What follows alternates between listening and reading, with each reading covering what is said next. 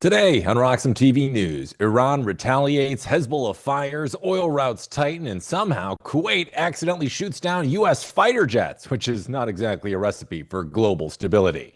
The UAE shut down their $1.1 trillion stock market because nothing says calm and orderly conditions quite like turning off the entire exchange. And while missiles fly and markets freeze, Morgan Stanley quietly files to become a federally regulated Bitcoin trust bank. Chaos at the surface, infrastructure underneath. I'm your host, Hank Hudson, and this is some of what we'll be covering today on RoxomTV News. Bitcoin this morning is currently trading around $69,000, and that brings us to our top story of this first hour. Now, this morning, what started as a targeted U.S.-Israeli air campaign inside Iran is no longer feeling very contained. The U.S. says it struck down Iranian military infrastructure, nuclear sites, and senior regime leadership. Here's what President Trump had to say after the initial attack over the weekend. These actions are right, and they are necessary to ensure that Americans will never have to face a radical, bloodthirsty terrorist regime armed with nuclear weapons and lots of threats.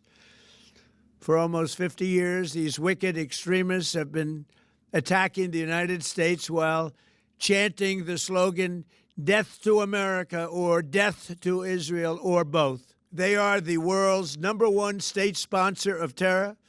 We are the world's greatest and most powerful nation, so we can do something about what they do. These intolerable threats will not continue any longer. I once again urge the Revolutionary Guard, the Iranian military, police, to lay down your arms and receive full immunity or face certain death. It will be certain death. Now, the fighting has spilled beyond Iran's borders into Lebanon, the Persian Gulf states, and as far west as Cyprus. Let's take a look and see what's next.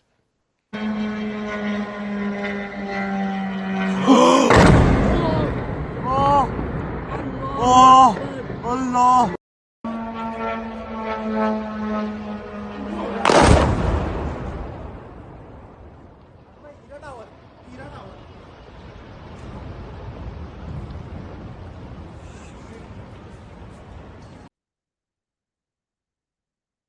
Now, aside from the shocking footage we just saw here, the human toll is already also very significant. At least 555 people have been killed in Iran, including more than 160 children in a single airstrike on an elementary school in Manab. Israel reports at least 10 are dead, and in Lebanon, Israeli strikes have killed nearly 31 and wounded 149. For U.S. service members have also been confirmed dead.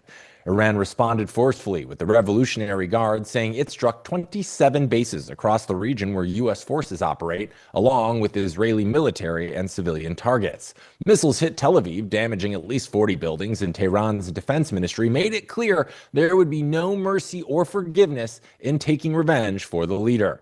The Northern Front officially reopened when Hezbollah launched rockets and drones at Israel for the first time since the November 2024 ceasefire. Let's take a look.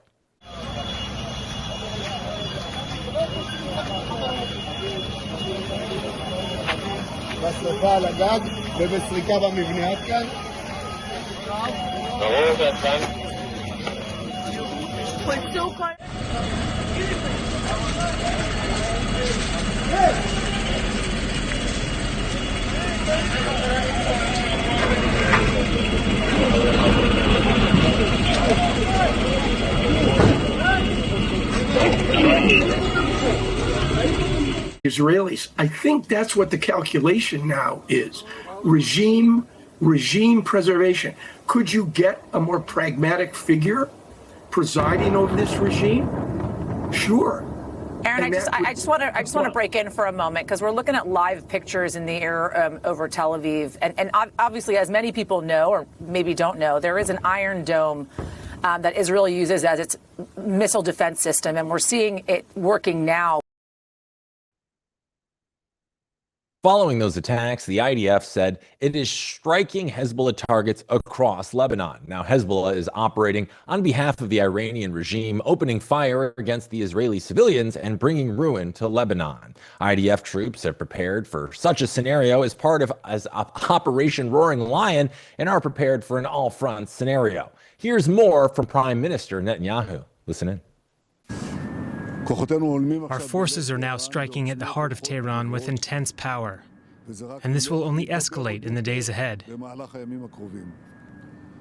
We are engaged in a campaign in which the Israel Defense Forces are deploying their full strength as never before to ensure our existence and our future.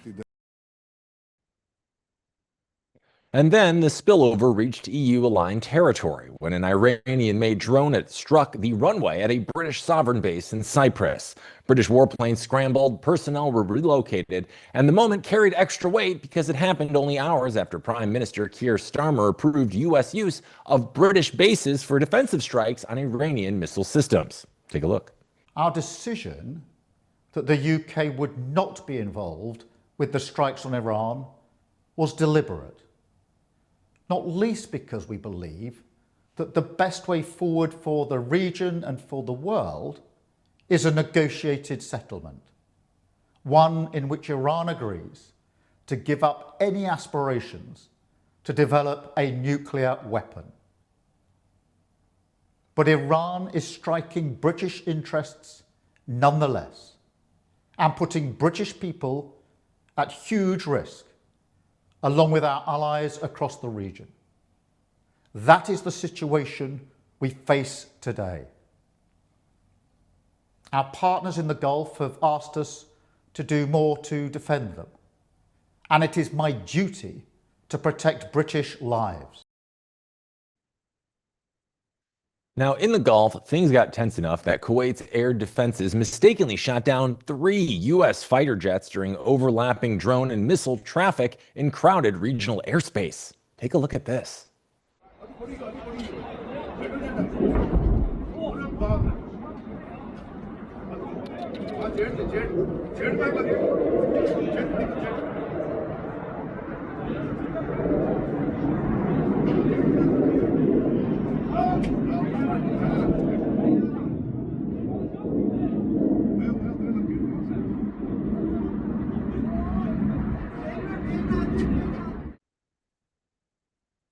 All 6 crew members ejected safely, but the incident is a reminder that when skies fill up with multiple militaries operating at once, the margin for error shrinks pretty fast. Energy markets are now very much part of this story as well. Meanwhile, Saudi Arabia shut its Ras Tanura refinery after drone debris sparked a fire. Qatar halted LNG production after a strike on Qatar Energy facility, and Israel ordered the Leviathan gas field to be closed. Now, tanker traffic through the Strait of Hormuz, which carries roughly 20% of the world's oil supply, mind you, has dropped about 70%, with more than 150 ships choosing to wait it out rather than risk transit. Brent crude has climbed to $82 a barrel. European gas prices jump between 20 and 25%. And analysts are warning that if disruptions continue, real supply shortages, especially in Asia, move from theoretical to practical. Meantime, in Washington, the political debate is heating up almost as quickly as the region itself. Administration officials acknowledge there was no intelligence indicating Iran was preparing a direct attack on U.S. forces, despite early messaging suggesting imminent danger. Pentagon briefings pointed instead to Iran's ballistic missiles program and proxy networks, capabilities that have existed for years. President Trump has argued that Iran was nearing development of a missile capable of reaching the U.S. mainland, though intelligence assessments cited by Reuters place that timeline closer to 2035 if pursued. And when asked on how long this conflict with Iran is expected to last, Trump responded with, quote, "We're already substantially ahead of our timeline projections, but whatever the time is, it's okay. Whatever it takes, we will always." And we have, right from the beginning, we projected 4 to 5 weeks, but we have capability to go far longer than that. We'll do it. Lawmakers from both parties are now pushing for a war powers resolution vote, and Iran's foreign minister is questioning the timing of the attack. I don't know why the U.S. administration insists to start a negotiation and then in the middle of negotiation attack the other party.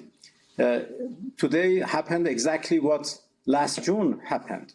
We were in the middle of negotiations, and and it was interesting that this time we made a big progress. 2 days ago, on Thursday, we had a very good meeting in Geneva, together with Steve Witkoff and Jared Kushner, and we were able to address serious questions related to Iran's nuclear program. We obviously have differences, but we resolved some of those differences, and we decided to continue in order to resolve the rest of questions. And we actually instructed the technical team to go to Vienna and have a meeting with the IAEA. So what's next for Iran? Well, Trump is framing it as a liberation.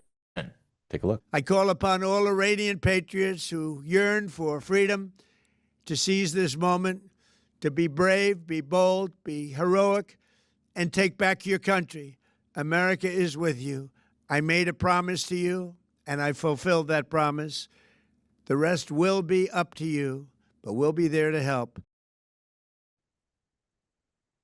Now, over in Iran, reactions are split. Some were seen celebrating, while in certain cases, security forces opened fire and internet access was restricted. Take a look.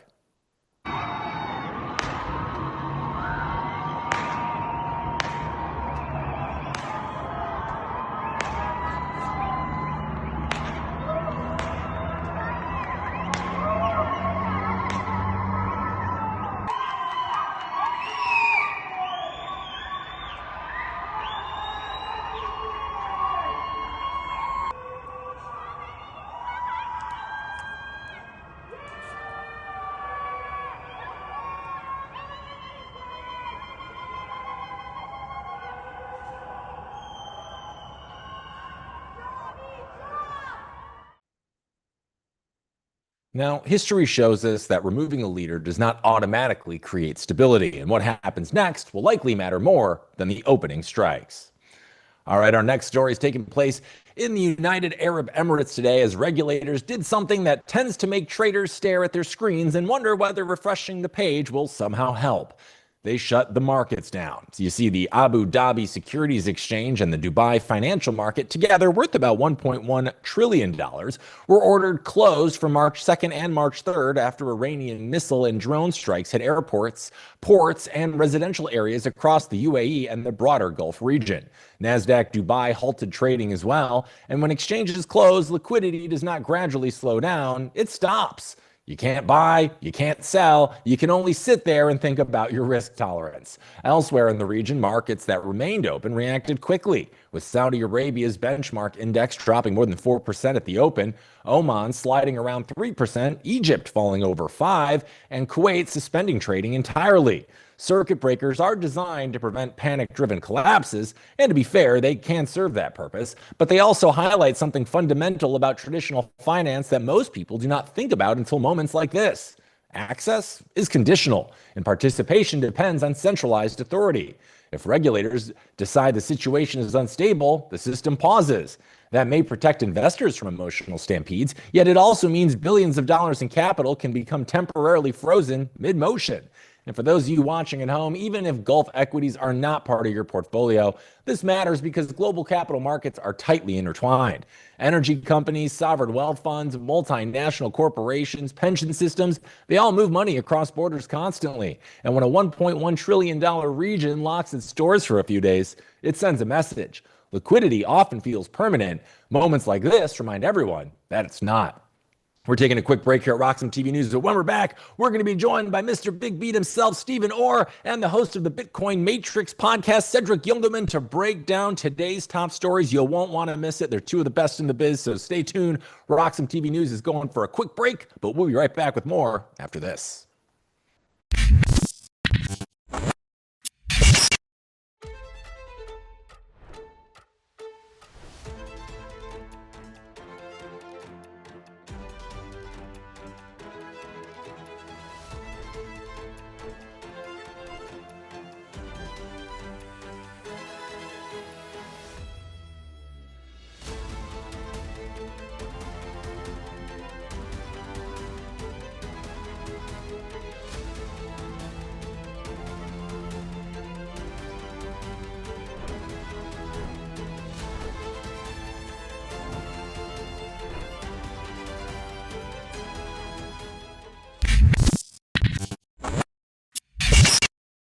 Welcome back to RoxomTV News. I want to welcome to this show two of our very special guests this Monday who are going to help make sense of all the madness in the world. The first, he's one of our favorite friends of the program. He's got an amazing platform, Quasar Markets, that if you haven't already checked out, you're missing out. Let's give a big welcome to Mr. Big Beat himself, Steven Orr. Steven, happy Monday. Good to see you. Thanks for joining us this morning.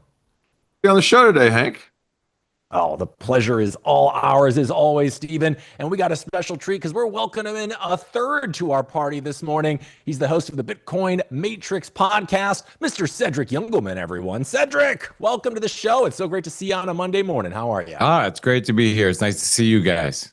Always a pleasure. Oh, the pleasure is ours, Cedric. And we've got a lot to talk about. This has been a wild weekend, gentlemen. So let's get right into it. And Steven, I want to start with you. When a country shuts down its entire stock market, what does that really mean for regular investors out there? Is that a smart safety move, or is it a sign that the system is more fragile than people actually think? What was your beat on this one? Yeah, when you look at the markets in the Middle East, I mean, they usually only shut down for religious reasons, right? And for holidays, and the DFX and the ADM is, they're major exchanges, right? And when you look at the amount of money being run through that, but when you look at the situation, this is obviously with Middle East is oil, and the majority of those stocks are in the oil industry. And you already saw the Saudi Arabian shutting down theirs, as well as the Egyptian one too. It's fallen 5%, as you said earlier. That is a precaution, right? I mean, we did the same thing 9/11 here in the United States, and we did it for a few other reasons during World War II. And so that gives a gravitas of how far this thing is. But the truth of the matter is they'll open it back up, and I think there shouldn't be some calm. I mean, we're already seeing our own market, Dow, opened up about 500-600 points down to downside the futures, and we're only about 50 points now here. So I think calm before the storm, giving a little bit of a pause, and giving people that are in those countries maybe a chance to worry about enough things, which is, being shot at. So I think it's a pretty good situation, I think. Yeah. Yeah.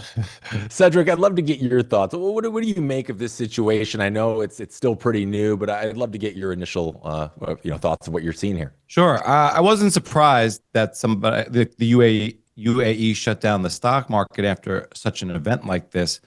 But thinking about the UAE and their particular economy, how vulnerable they are in terms of safety and security for their citizens and the people who reside there, there's a lot of leverage in that economy if you think about how mobile their citizens are and the people who are living and conducting business there. They come because it's safe to bring their wealth and conduct business there. And if that perception of safety disappears, they might disappear overnight. So I can see why the UAE is looking for calmness, stability, and more certainty as they pause their markets and hope to come out of this with a much clearer path.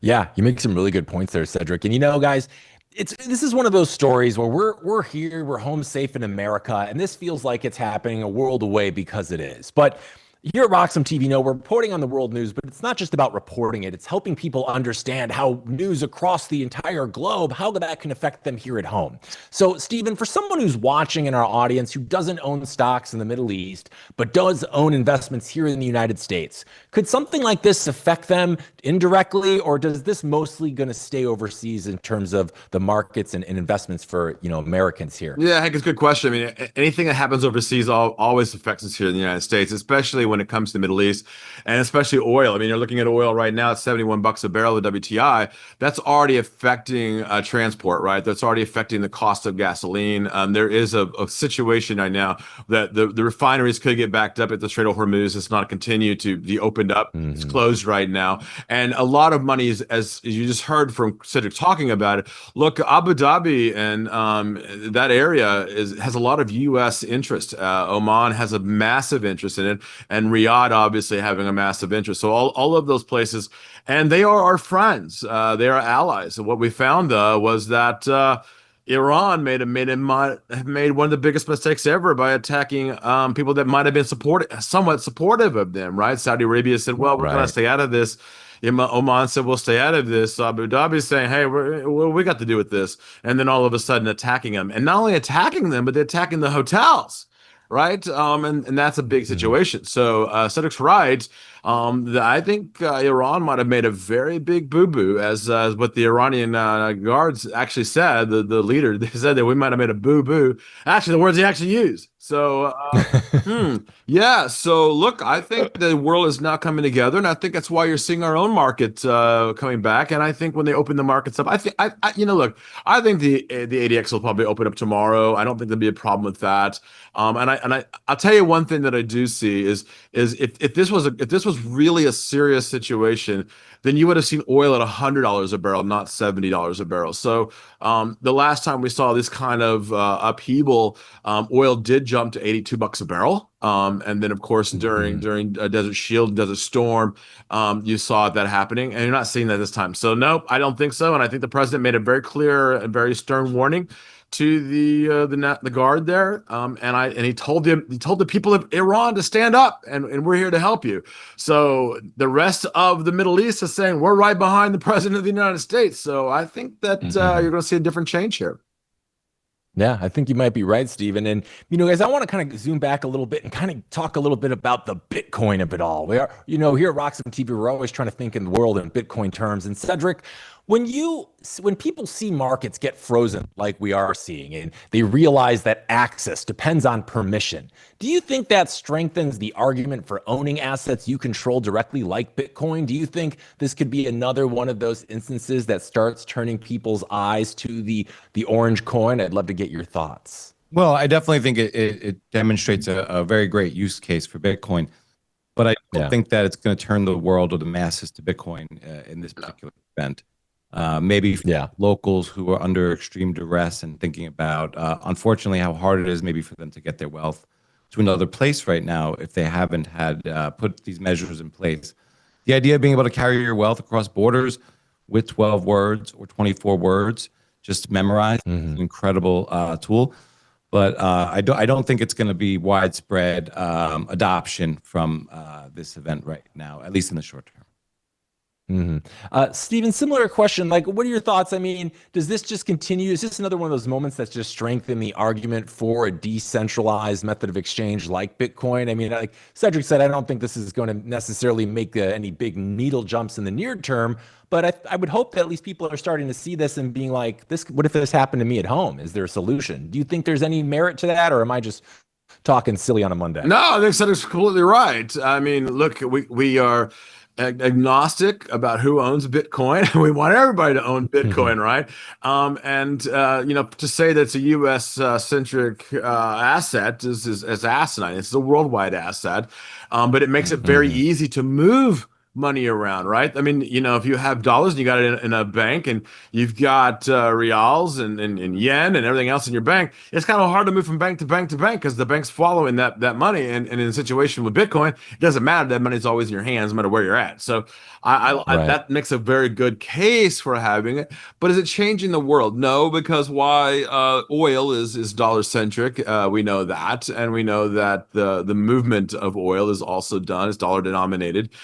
That hasn't changed yet. But to say that the Bitcoin is going to push higher, it is a risk-on asset. It has been known to be that. I did have several people from Bloomberg on my own show on Friday talking about that. And what's interesting is, when I look at Bitcoin in general, there was a little bit of a sell-off over the weekend, but it's already back to 70,000 US dollars, right? And the risk on is back on, and so is the market. So no, I don't think so, and I think it's silly of anyone to think that because of problem in Afghanistan or a problem in anywhere, because that's where the last problem was, that the Bitcoin price will be affected by that. I don't think so at all. No.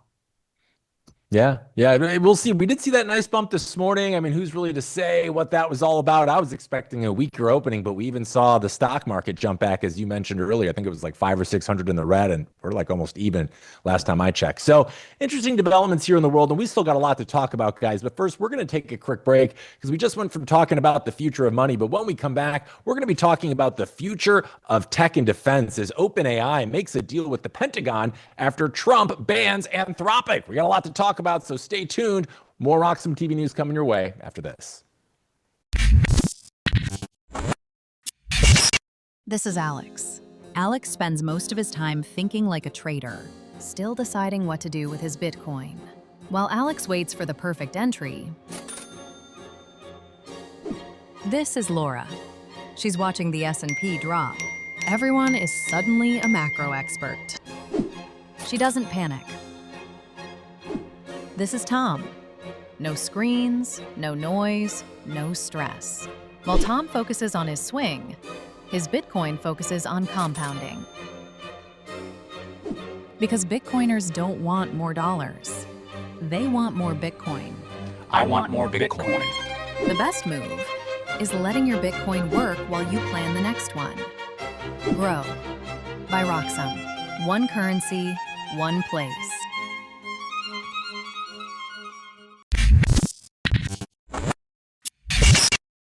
Welcome back to RoxomTV News. Our next story is taking place in Washington, D.C., where the technology world is watching what may be one of the most unusual standoffs between a private company and the U.S. military in recent memory.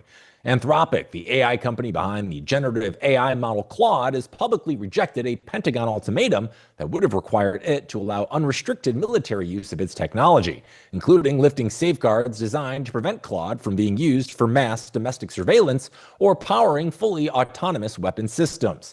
CEO Dario Amodei made the company's position clear in a blog post Thursday night, writing that despite threats from the Pentagon, these threats do not change our position. We cannot, in good conscience, accede to their request.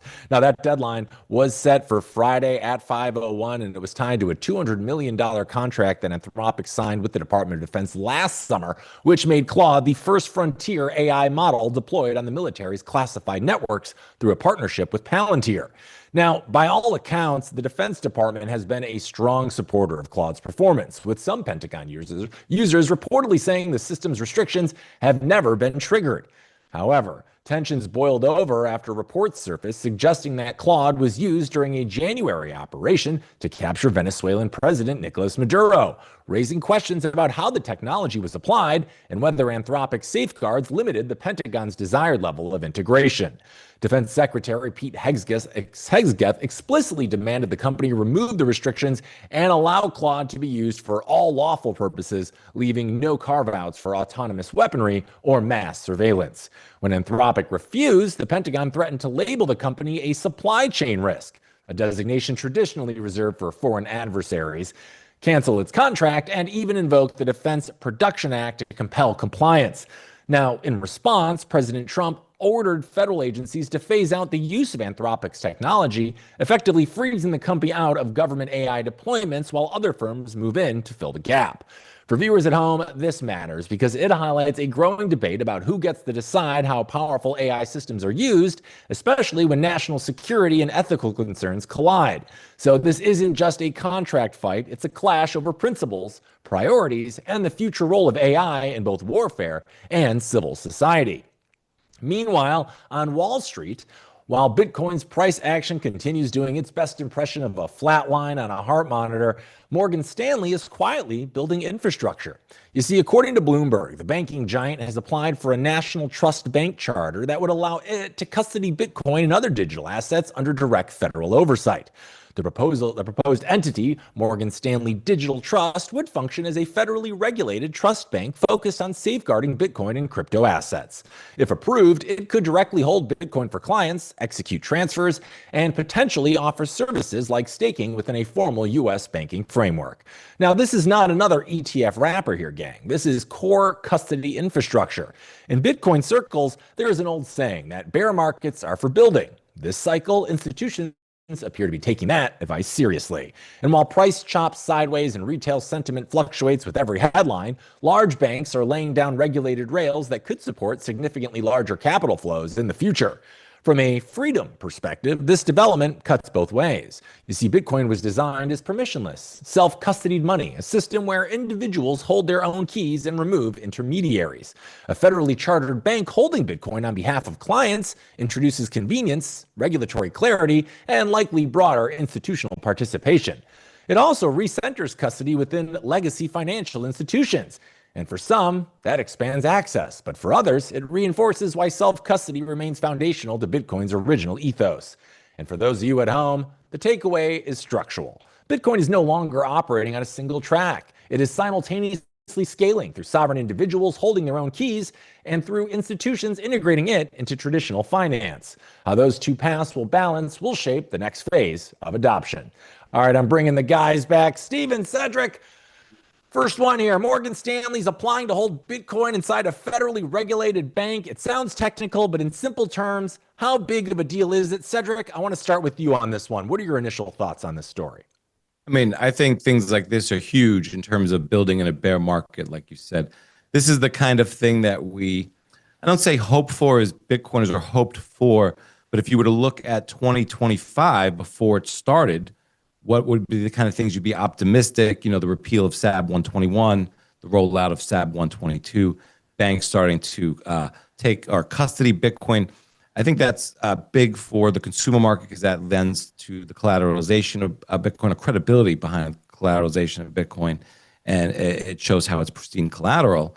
I don't root for it in the sense that, you know, I encourage people to take self-custody of their Bitcoin.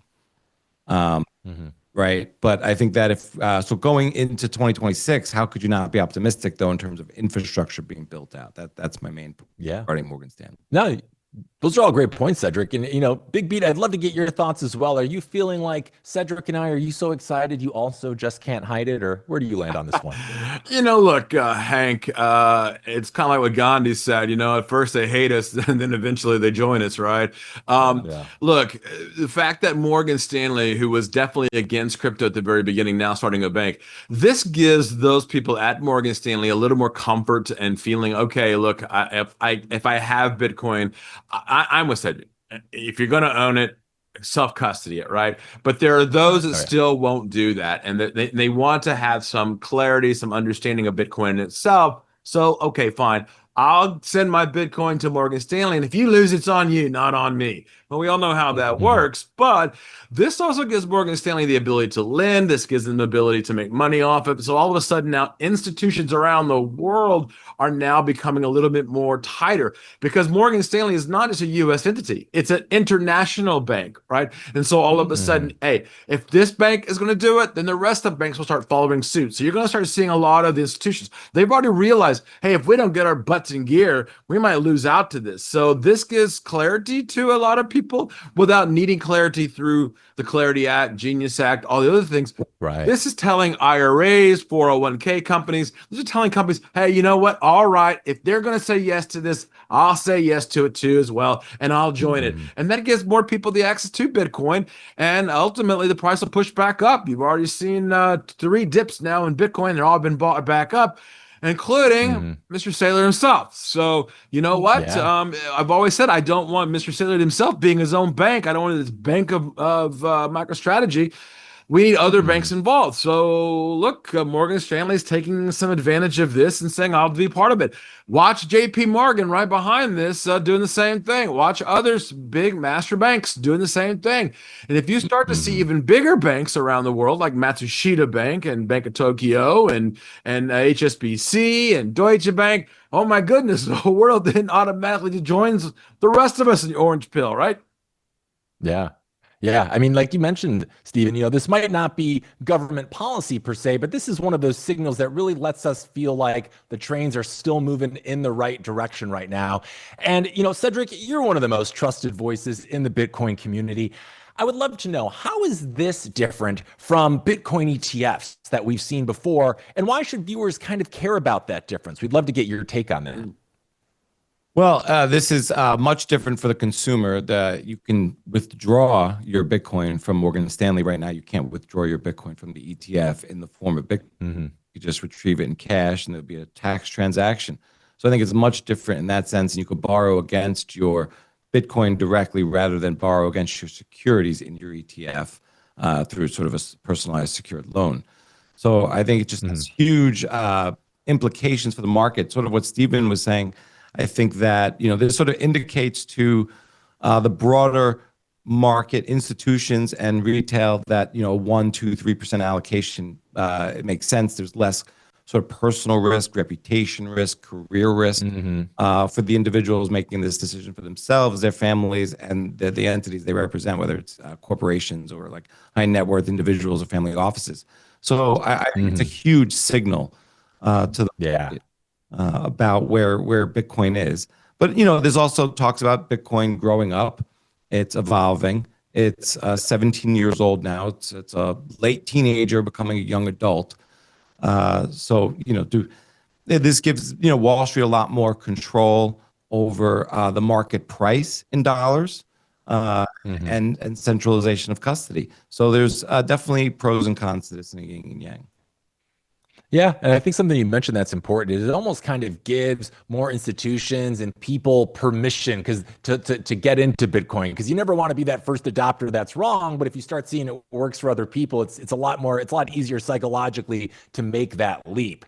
And we kind of also talked about like the institutionalization of Bitcoin. And Steven, you focus on building Bitcoin-based financial structure with your amazing product over at Quasar Markets, where you're helping everybody kind of get all the info together in the world and make sense of it all. So my question for you, Steven, is do you see banks like Morgan Stanley as helping move Bitcoin forward? Or are they building maybe a separate version that competes with the Bitcoin native systems? Where do you land on that as we try to integrate Bitcoin into modern legacy financial systems? Well, I think it's a great question, Hank. But when you look at the banks itself, it's interesting. I was talking to Ray Dalio, and Ray was like, look, you need at least 10% of your wealth into alternative assets, meaning golds and other things, including Bitcoin, right? And for a lot of people in the retail space, it's very scary to buy Bitcoin. How do I do it? I can't buy a full Bitcoin. It's the education, right, that they don't have that you provide and Cedric here. But when you look at that, okay, I'll just tell my wealth manager over at Morgan Stanley, just buy me some Bitcoin, and they'll do it for me. And all of a sudden, now you own Bitcoin. In the ETF world, you don't own anything. You just own part of the ETF, the stock itself that has to go out and buy the Bitcoin and sell it. You don't actually own anything. So this gives actual ownership, and it does it in a way that's a little bit safer, and it makes people understand that a little bit easier. If you think about back at the turn of the century when stock market was coming around, most people didn't know how to buy stock, so they had to turn to their local brokerage houses to go do it for them. And it wasn't until the 80s that people actually started doing that, right? And the IRAs and 401k. So this makes it a lot easier for them. But if you look at the future, when people start looking, okay, I want to own Bitcoin, how do I do it? They're not going to say that anymore. They're just going to pick, they're going to pick their cell phone up, and they're going to turn to their Robinhood and go, okay, I want to own Bitcoin. And the machine will do that for them and do it for them, right? So that this is just the beginning. I think there needed to be a leadership, and the leadership has already been there. But now you're talking about leadership in a much bigger way. That leadership is now saying, okay, institutionally, I'm Morgan Stanley. Institutionally, I'm going to be a major brokerage place that's going to say, okay, I'm going to take the lead. Jamie Dimon for many, many years said, I'll fire anybody who owns Bitcoin on my team. His own daughter owned Bitcoin, right? And now they own Bitcoin. And now they also want the same thing. So I don't want centralized Bitcoin. That's why we own Bitcoin. I don't want a centralized bank either. I don't want the Michael Saylors of the world. I don't just want one bank to be the Bitcoin bank of the world. I want several banks. That legitimizes Bitcoin in a way that we have not been able to do it in the past. You don't need to be orange-pilled anymore. I just need to own Bitcoin. And if you're talking about people who in the past did not like Bitcoin, now love Bitcoin, and now want to own Bitcoin, and now want to put it to a bank, I love this. I think this is going to be just the beginning. I think Bitcoin goes to 100,000 probably in the next year or two. Yeah, no, I definitely think so. And Cedric, I'd love to get one more take on this story before we move on. We're moving toward this future where it feels more and more like banks are going to be holding Bitcoin for millions, tens of millions of people around the world. When we get to that point, do you feel like that would represent progress, or does it maybe highlight why self-custody is still the most important part of the whole Bitcoin system here? What are your thoughts about that when we have millions, tens of millions holding Bitcoin through their bank? Yeah, I definitely think that represents progress. You could see the ETFs and bank custody as like layers 5, 6, and 7. Yeah. Right. And this is a way for people to access Bitcoin. I also think it helps people think through how they approach Bitcoin and maybe change or evolve from sort of new allocation, cash flow coming in, how much can I afford to put towards this thing I don't understand or getting comfortable with, towards how much of the stuff I already own can I reposition into Bitcoin. So all of a sudden you might have people call their Morgan Stanley broker and say, I want to sell 50% of my gold and put that towards Bitcoin, and I'm price agnostic. And when you look at sort of Bitcoin at $1 million per Bitcoin, you're talking 1 cent per sat. And I still think there's 7 or 8 billion people in the world who'll say 1 million per Bitcoin or 1 cent per sat, that I'll pay 2 cents per sat tonight. Just call my broker and I want it done. I just want to reposition. Yeah.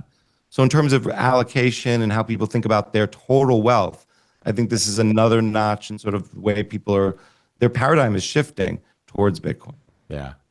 Yeah. No, to me, at the very least, this is another great on-ramp that's going to get people that were not in the space and were maybe uncomfortable at the very prospect of being in that space, more excited about being in Bitcoin, feeling more confident about being in Bitcoin. Because like we said, nobody wants to be that first mover who ends up being wrong, because everybody hates that guy. So I think you guys are both very much on tap with that. So we got one more story I want to talk about here, guys, and it's what's going on with Anthropic, the government, and OpenAI. So first, I want to get your initial thoughts here. It looks like Trump said, okay, the hell with you guys over at Anthropic, and they're moving to OpenAI. What's your initial beat on this one, Steve? Even we're seeing, the AI games have been kind of the narrative we've seen the last year or two, and now they're working their way into the military and defense contracts. What are your first thoughts on when you heard this story? My initial thoughts are, should take away his diaper and his baby rattle, because he was so unhappy. Oh my goodness! Look, the truth of the matter is, it's he's the president of the United States, and he can make the decision of who he wants to have in the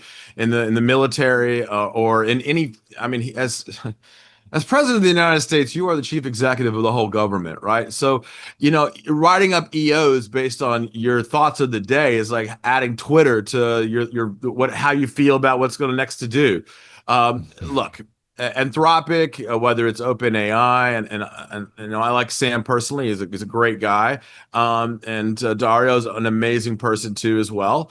But adding guardrails to AI is exactly what we've asked for, right? We want guardrails, so that the question mark is whether or not we want the AI not to destroy the world, and to kill innocent people. That's what Dario was saying. He doesn't want that. He wants to put the guardrails up.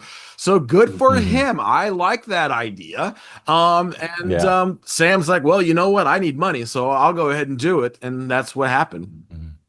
Yeah. Now, Cedric, I'd love to get your take on this, because, specifically in the Bitcoin and crypto space, we often complain about guardrails. We want clarity, but we complain about guardrails because oftentimes it's kind of slowing innovation down. Is that your take for this too, or is AI its own beast because it could in fact end up enslaving all of us if we don't put in some kind of guardrail? So where do you land on that in terms of AI? Is it better we're doing this carefully and structured, or are we actually stifling innovation if we tend to put too many, regulations on things? Well, yeah, I think that if we put too many regulations on things, we're definitely stifling innovation. But I don't really think that this is a real fight, sort of what Steven was saying. I mean, you can't really negotiate with the United States government. Maduro couldn't do it. Iran couldn't do it. El Hancho couldn't do it.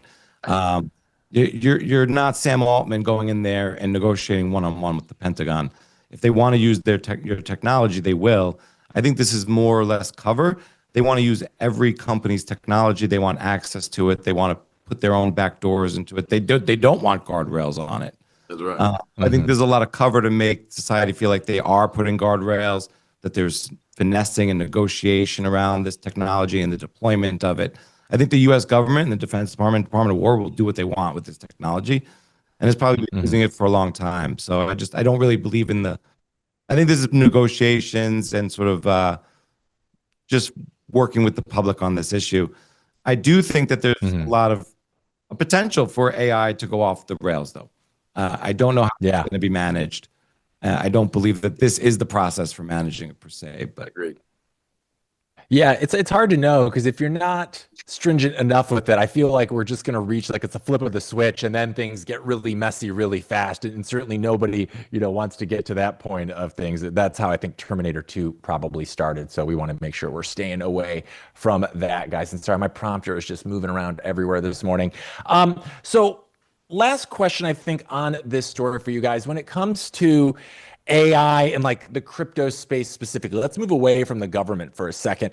And I think, Steven, you'd probably be the perfect person to talk on this. How much of an integral role do you see AI playing in the future tools, specifically like within the markets? Like, are traders even going to be needed anymore? Or is it my AI co-pilot just going to be doing all the analysis for me and executing these trades? Like, where is the world moving right now with that? You know, being the beginning of AI in the finance world, that's a great question to ask me. I mean, look, the first thing that I do every other morning is I have an ethics meeting about it, right? And questioning, yes, no, we still are people, right? We still have a philosophy, we still have a psychology of how we want to trade. The machines are just making it a lot easier for us to implement our thought process, and as I call it, theses. In my case, I like PE ratios, or I like certain ways of trading, and I'll implement that and to make it a lot easier. To letting the machine just trade for me all the time, the algos, we see what happens when things go off the rails. And I don't think that's the case. No, we will always have psychology. We'll always have human interaction within the markets. That's always going to happen. And no, we do not. We don't want the machines to always do it. We already have that process. If the market falls more than 7%, we have a pause in the market, right? We already know that. We have guardrails on our own cells. You should have guardrails in AI. You should have guardrails in algos, on guardrails and everything, because we don't want these to go off.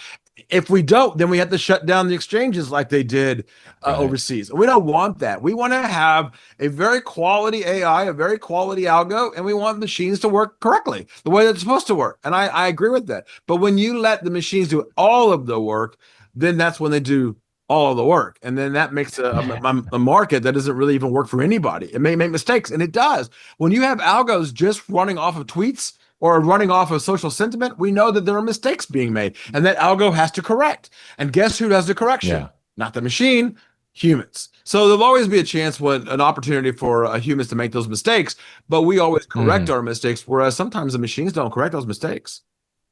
That's true. I've definitely used the chat GPTs and stuff, and it'll just keep making those same mistakes, and you have to point it out, and then it acts really apologetic. Well, I'm like, that didn't do me any good. If I didn't catch that, I'd been screwed. So I definitely understand that. And guys, we're running a little short on our time here today, but I wanted to thank you so much, both as always, for joining us. Cedric, I normally we have you on Tuesdays, but we appreciate your flexibility and patience with us today as we're kind of testing out this new format, guys.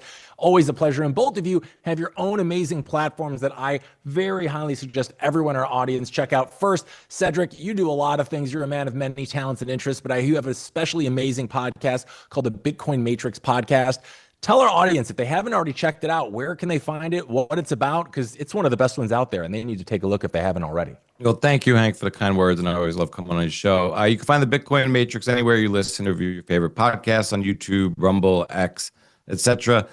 We have philosophical conversations about Bitcoin and the future of money and its impacts on society, culture, and economics. Yeah, so everyone definitely check it out. Cedric really views Bitcoin through a different lens that just no one else on the web is doing right now. He's a true one of one, so you'll want to check out his podcast and other work if you haven't already. And Steven, we know you're the man with the biggest beats in the land, but you also have your amazing platform that we mentioned earlier in the show, Quasar Markets, that allows the little guppies in the markets like me actually compete with the big fish out there by getting all the information that's currently out there and putting it all together and making sense of it all. So for anyone in our audience looking to step up their financial game and get better at the markets and how to move with them instead of against them, what's the best place they can go to learn about Quasar Markets and maybe give it a test go themselves? That's right. Thanks, Hank. It's quasarmarkets.com. You can also find me at QM Big Beat, LinkedIn, Twitter, all the social medias as well. Amazing. Well, you two are two of the best in the biz. It's such an honor and a privilege that I get to spend screen time with you guys every week. So I want to thank you so much, as always, for sharing your insights and expertise with us here at RoxomTV News. Big Beat, I'll see you next week. And Cedric, I'll see you next time, sooner than later, my friend. Thanks, guys. Thanks. See you soon. Thanks. Cheers, guys. All right, we're taking a break here at RoxomTV News. But when we're back, we're going to be jumping into the second hour of today's programming. So stay tuned. A lot more coming your way right after this. Some call me Chicken Little, others Bubble Boy. I'm a bit changed, but sounds familiar, right? Let me tell you a hard truth. The S&P isn't rising, the dollar's falling. That's the trick, monopoly money.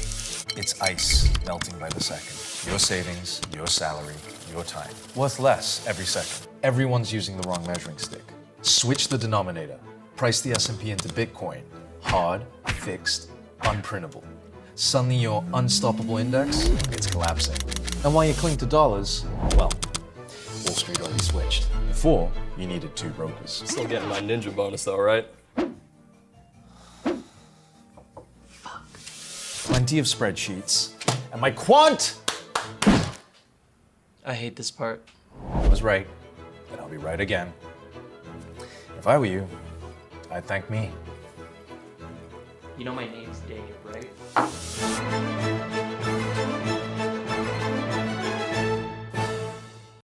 Security matters.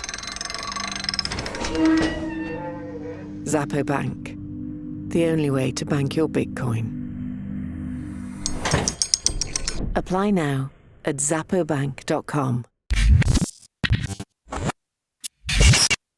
Are you interested in effortlessly growing your Bitcoin portfolio? I sure am. And the Bitcoin credit card by Gemini earns you Bitcoin back on every purchase. You can use it like any credit card. Buy lunch, gas, or your weekly groceries, and you earn up to 4% back instantly in Bitcoin or one of over 50 other cryptos straight to your account. All that with no annual fee, and right now, you can grab a $200 Bitcoin welcome bonus. It's the easiest way to start building your Bitcoin stack. Just go to Gemini.com to learn more. All right, everybody, welcome back here to RoxomTV News. I am, of course, your host, Hank Hudson. We are jumping in to the second hour of today's programming in just a second. During our first hour, we were joined by our special guests and friends of the program, Steven Big Beat Orr, and, of course, the host of the Bitcoin Matrix podcast, Cedric Youngelman. But let's get back into our top stories of this hour, starting with this morning. What started as a targeted U.S.-Israeli air campaign inside Iran is no longer feeling very contained. You see, the U.S. says it struck down Iranian military infrastructure, nuclear sites, and senior regime leadership. Here's what President Trump had to say after the initial attack over the weekend. These actions are right, and they are necessary to ensure that Americans will never have to face a radical, bloodthirsty terrorist regime armed with nuclear weapons and lots of threats. For almost 50 years, these wicked extremists have been attacking the United States while chanting the slogan, "Death to America," or "Death to Israel," or both. They are the world's #1 state sponsor of terror. We are the world's greatest and most powerful nation, so we can do something about what they do. These intolerable threats will not continue any longer. I once again urge the Revolutionary Guard, the Iranian military, police, to lay down your arms and receive full immunity or face certain death. It will be certain death. Now, the fighting has spilled beyond Iran's borders into Lebanon, the Persian Gulf states, and as far west as Cyprus. Take a look.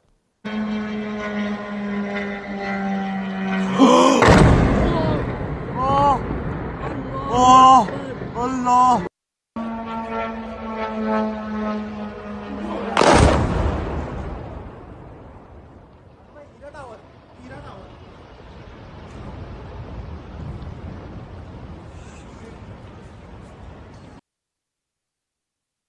And structural damages aside, the human toll is already significant.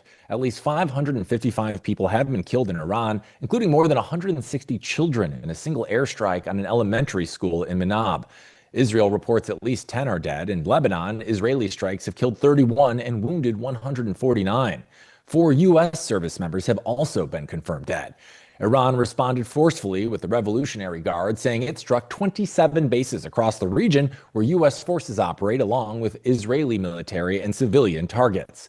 Missiles hit Tel Aviv, damaging at least 40 buildings, and Tehran's defense ministry made clear there would be no mercy or forgiveness in taking revenge for the leader. The Northern Front officially reopened when Hezbollah launched rockets and drones at Israel for the first time since the November 2024 ceasefire. Take a look.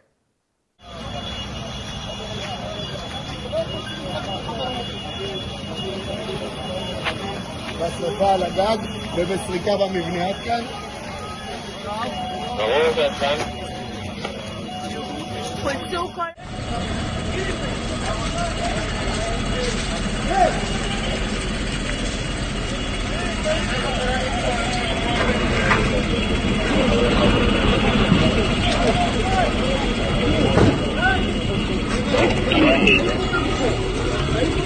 Israelis. I think that's what the calculation now is. Regime regime preservation. Could you get a more pragmatic figure presiding over this regime? Sure. Aaron, I just want to break in for a moment because we're looking at live pictures in the air over Tel Aviv, and obviously, as many people know or maybe don't know, there is an Iron Dome that Israel uses as its missile defense system, and we're seeing it working now. Now, following those attacks, the IDF said it is striking Hezbollah targets across Lebanon. Now, Hezbollah is operating on behalf of the Iranian regime, opening fire against the Israeli civilians and bringing ruin to Lebanon. IDF troops have prepared for such a scenario as part of Operation Roaring Lion and are prepared for an all-front scenario. Here's more from Prime Minister Netanyahu. Our forces are now striking at the heart of Tehran with intense power, and this will only escalate in the days ahead. We are engaged in a campaign in which the Israel Defense Forces are deploying their full strength as never before to ensure our existence and our future. And then the spillover reached EU-aligned territory when an Iranian-made drone struck the runway at a British sovereign base in Cyprus. British warplanes scrambled, personnel were relocated, and the moment carried extra weight because it happened only hours after Prime Minister Keir Starmer approved U.S. use of British bases for defensive strikes on Iranian missile systems. Listen in. Our decision that the UK would not be involved with the strikes on Iran was deliberate, not least because we believe that the best way forward for the region and for the world is a negotiated settlement, one in which Iran agrees to give up any aspirations to develop a nuclear weapon. But Iran is striking British interests nonetheless and putting British people at huge risk, along with our allies across the region. That is the situation we face today. Our partners in the Gulf have asked us to do more to defend them, and it is my duty to protect British lives. Now, in the Gulf, things got tense enough that Kuwait's air defenses mistakenly shot down 3 U.S. fighter jets during overlapping drone and missile traffic in crowded regional airspace. Take a look at this video.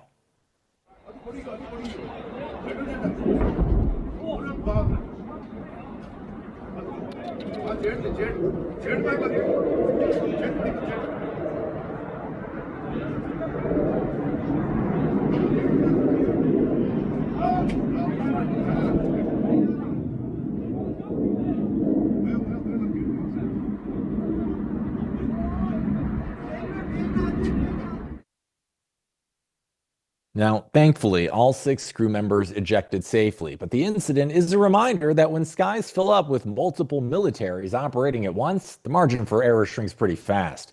And energy markets are now very much part of this story as well. You see, meanwhile, Saudi Arabia shut its Ras Tanura refinery after drone debris sparked a fire. Qatar halted LNG production after a strike on a Qatar energy facility, and Israel ordered the Leviathan gas field closed. Now, tanker traffic through the Strait of Hormuz, which carries roughly 20% of the world's oil supply, by the way, has dropped about 70%, with more than 150 ships choosing to wait it out rather than risk transit. Brent crude has climbed to $82 a barrel. European gas prices jump between 20 and 25%. And analysts are warning that if disruption continues, real supply shortages, especially in Asia, move from theoretical to practical. Meantime, in Washington, the political debate is heating up almost as quickly as the region itself. Administration officials acknowledged there was no intelligence indicating Iran was preparing a direct attack on U.S. forces, despite earlier messaging suggesting imminent danger. Pentagon briefings pointed instead to Iran's ballistic missile program and proxy networks, capabilities that have existed for years.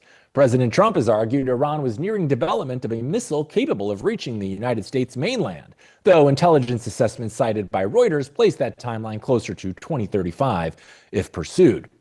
And when asked how long this conflict with Iran is expected to last, Trump responded with, quote, "We're already substantially ahead of our time projections. But whatever the time is, it's okay. Whatever it takes, we will always, and we have, right from the beginning, we projected 4 to 5 weeks, but we have capability to go far longer than that. We'll do it. Lawmakers from both parties are now pushing for a war powers resolution vote, and Iran's foreign minister is questioning the timing of the attack. Take a listen. I don't know why the U.S. administration insists to start a negotiation and then in the middle of negotiation attack the other party. Today happened exactly what last June happened. We were in the middle of negotiations, and and it was interesting that this time we made a big progress. 2 days ago, on Thursday, we had a very good meeting in Geneva, together with Steve Witkoff and Jared Kushner, and we were able to address serious questions related to Iran's nuclear program. We obviously have differences, but we resolved some of those differences, and we decided to continue in order to resolve the rest of questions. And we actually instructed the technical team to go to Vienna and have a meeting with the IAEA.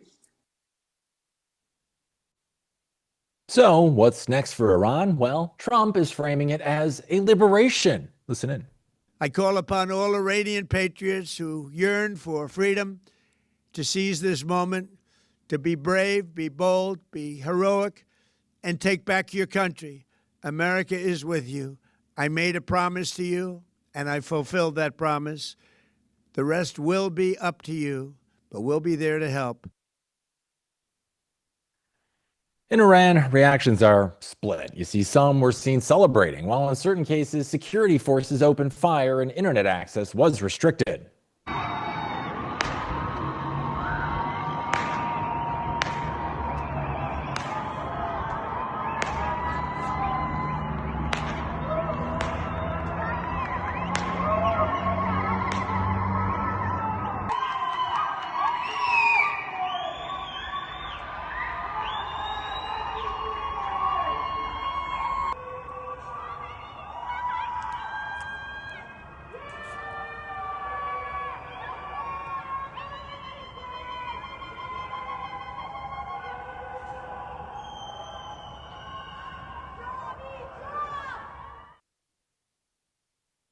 Now, history shows that removing a leader does not automatically create stability. What happens next will likely matter more than the opening strikes. All right, moving on to our next story that's taking place in the United Arab Emirates, as regulators did something that tends to make traders stare at their screens and wonder whether refreshing the page will somehow help. They shut the markets down. You see, the Abu Dhabi Securities Exchange and Dubai financial market, together worth about $1.1 trillion, were ordered closed from March 2nd and 3rd after Iranian missile and drone strikes hit airports, ports, and residential areas across the UAE and the broader Gulf region. Nasdaq Dubai halted trading as well, and when exchanges close, liquidity does not gradually slow down. In fact, it stops. You can't buy, you can't sell, you can only sit there and think about your risk tolerance. Elsewhere in the region, markets that remained open reacted quickly, with the Saudi Arabia's benchmark index dropping more than 4% at the open, Oman sliding around 3%, Egypt falling over 5%, and Kuwait suspending trading entirely. Circuit breakers are designed to prevent panic-driven collapses, and to be fair, they can serve that purpose, but they also highlight something fundamental about traditional finance that most people don't think about until moments just like this. And that is that access is conditional. Participation depends on a centralized authority. If regulators decide the situation is unstable, the system pauses, and that may protect investors from emotional stampedes, yet it also means billions of dollars in capital can become temporarily frozen mid-motion. And for those of you watching at home, even if Gulf equities are not part of your portfolio, this matters because global capital markets are tightly intertwined. Energy companies, sovereign wealth funds, multinational corporations, pension systems, they all move money across borders constantly. And when a $1.1 trillion region locks its doors for a few days, it sends a message. Liquidity often feels permanent, but moments like this remind everyone that it's not. All right, we're taking a quick break, but when we're back, I'm going to be joined by one of our good friends of the program, independent journalist Frank Corva, who's going to help us make sense of this crazy world. So stay tuned. RoxomTV News will be right back after this.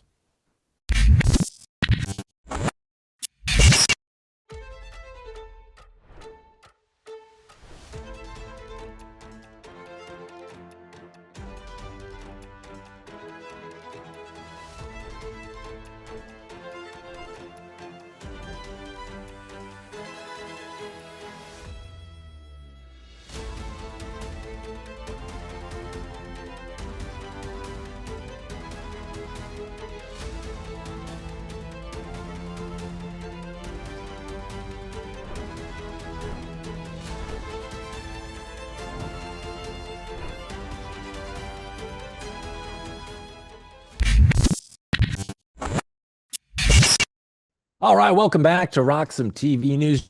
Joining me, one of our good friends of the program, independent journalist extraordinaire, Frank Corva. Frank, happy Monday. Thanks for joining us this morning. Always great having you on. Pleasure to be here. Thank you for having me, as always, Hank. Oh, well, the pleasure is all mine, Frank. And you, Frank, are a man of the world. You always got a good beat on what is going on. What are you making of what's going on in Iran? This was a crazy weekend. There's a lot of pieces here to make sense of, but let's start where you think we should. What are you thinking here so far? Yeah, it's a lot to make sense of. I'm not sure I've even come even halfway there with my own thoughts on this because things seem to be happening so quickly.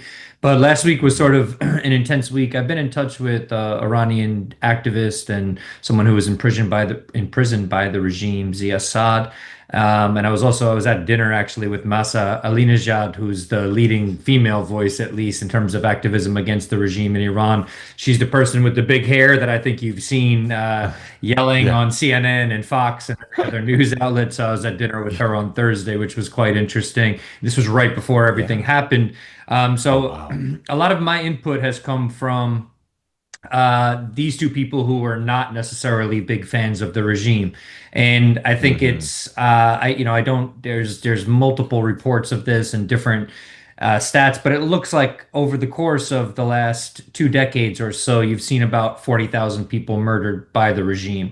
And that's obviously really, really terrible and scary. At the same time, U.S. interventionism, regime change, these things, we don't have a great track record of this in the Middle East. So I think that a lot of people who think this is sort of quote unquote mission accomplished, I don't think that's necessarily what's happening here. When you take out a leader, also I forget the name of the post, but I read a post on Substack last night about the sort of layers that have been put in place by the Iranian regime to make sure that if somebody is what they call martyred or killed like this, that they have other people to back them up. And I was in touch with Zia, the activist that I mentioned earlier, on yesterday, I believe.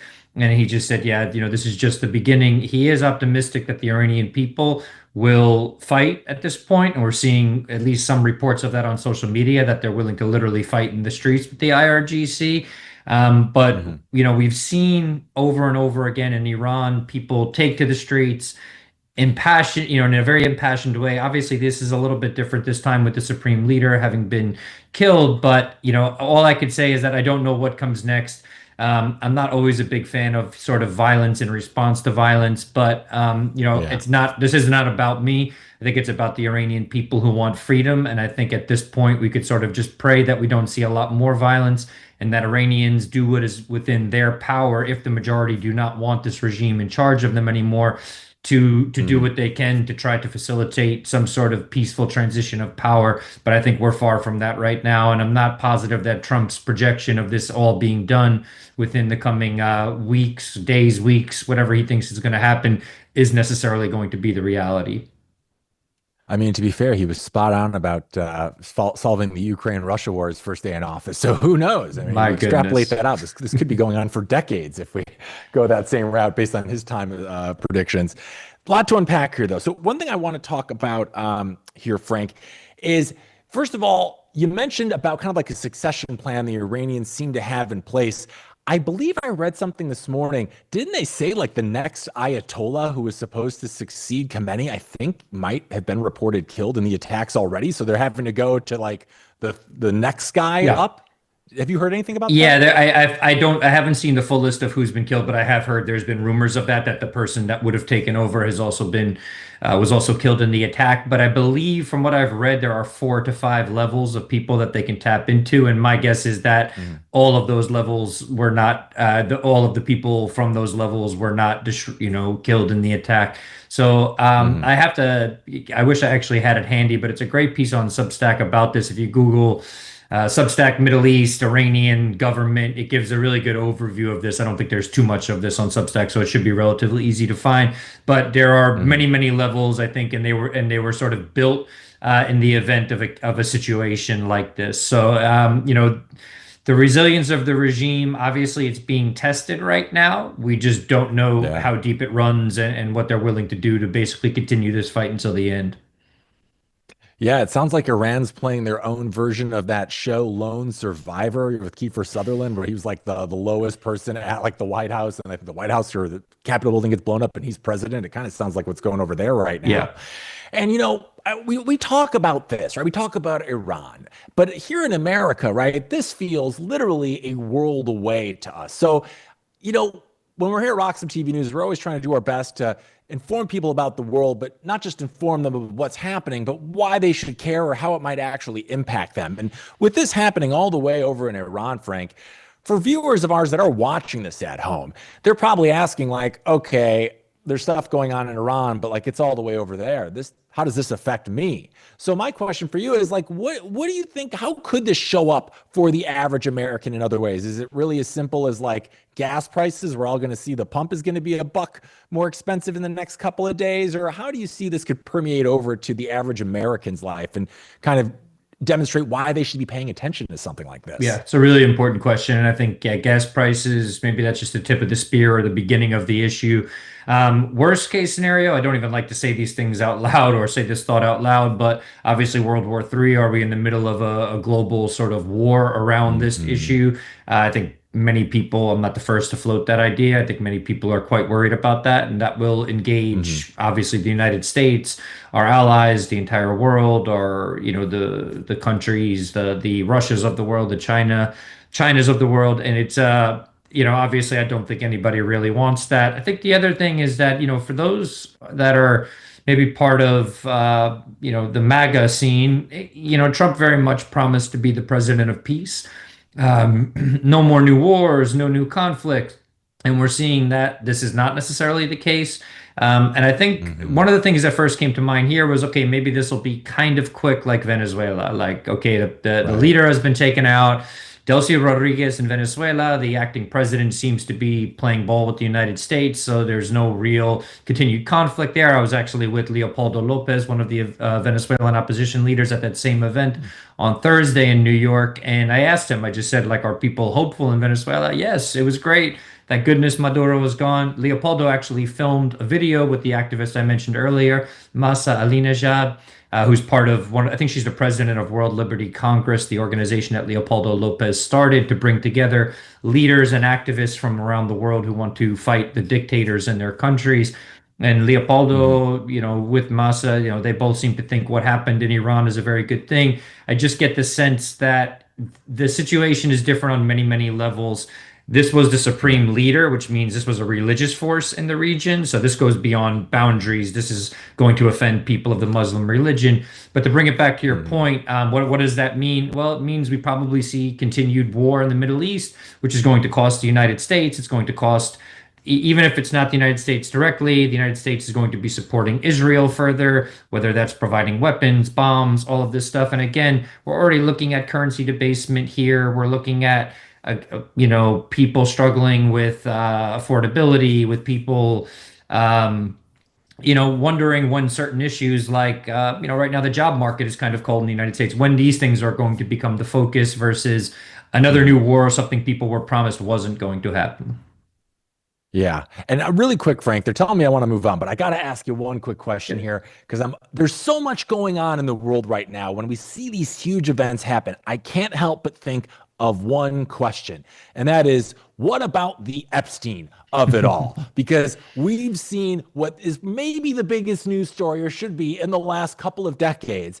But conveniently, things keep happening that are totally taking our attention elsewhere. And we know Israel's got a seat at this table too. And I don't want to play conspiracy theory games too much here, but is this any of this striking you as a little convenient timing wise or a little odd? I'd love to get your thoughts on that because I know how in tune you are with what's currently going on in the world. Yeah, it's a really good question. Yeah, I mean, I think those involved, and I'll say this goes beyond the Trump administration, but obviously they're sort of the connecting factor between these events now happening in the world and the Epstein files. Is I'm sure that everybody involved in this loves the distraction.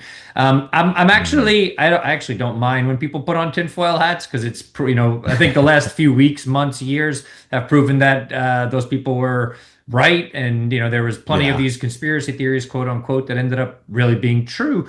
So I don't think it's a conspiracy theory sort of mindset to say this is what might be happening. Whether it's intentionally happening, whether now was the timing, or whether there was something happening behind the scenes that caused the United States to act on Iran right now, that much I don't know. I can't speculate on that. It could just be that it's convenient that Iran is now the focus of attention, taking focus away from the Epstein files. I don't know. You know what I mean? It's whether that was planned or not is really anybody's guess, but it's convenient for sure. I mean, really the only headline that can supersede, the rich and powerful of the world doing these crazy cults and child trafficking rings is like a war, because that's more immediate and taking present right now. So I don't know, man, it's just everything's coming together at once. And the Epstein story is just so big and we keep forgetting about it. I don't know, but sure. I put on my tinfoil hat sometimes. I like it. All right, we're going to move on to the next set of questions here for this other story that we talked about, Frank. As we talked about, UAE was decided to halt their stock market after all the chaos that's going on with Libya and Iran and Dubai, et cetera, et cetera. So my question for you is, we saw an entire stock market just shut down. People who can't buy or sell. We kind of saw it under very different circumstances. Was it Robinhood a couple of years ago during COVID? They shut that down. Everybody had an absolute fit.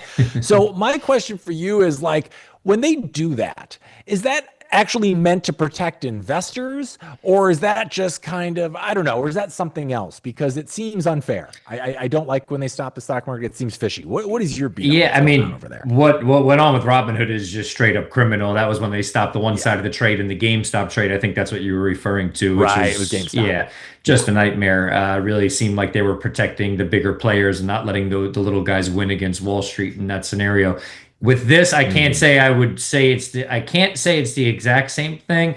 And at the same time, I don't know. I'm not sure what's happening behind the scenes. If I had to guess, I would imagine in this period of what feels like a chaotic time, I mean, the UAE was actually struck with missiles from Iran. Maybe they're just saying hey, not the best time to be focusing on markets. It's probably far more complicated than that, but it doesn't it doesn't reek right now of some sort of conspiracy shut these markets down so we could do something behind the scenes. I think more than anything, though, it's been interesting to watch Bitcoin rip in the wake of that news. Bitcoin markets are 24/7 and global. They cannot be shut down, even if you're just trading peer-to-peer. So I think that what's actually interesting is watching Bitcoin go from whatever it was, 64 to 65, 69,000 today is some indicator that maybe people are beginning to look at it as a flight to safety. And there's a great way to remind people of that is by shutting down their access to their other assets. So I think that whatever is happening in the UAE, hard to tell for sure. Maybe time will tell and things will unfold as they will.